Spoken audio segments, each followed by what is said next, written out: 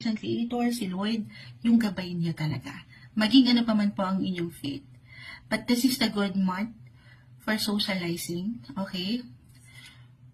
For sharing, caring, balance yung nakikita ko may mutual, andito yung respect.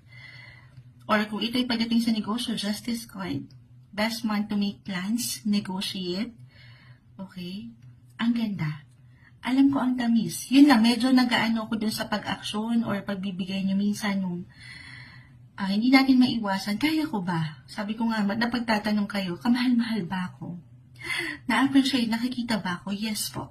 Alisin lang yung ilang pakiramdam na hindi. Pangatin niyo yung kumpiyansang yan na meron kayo sa inyong mga sarili para patuloy niyong ma-reach, okay, itong ilang goals pa.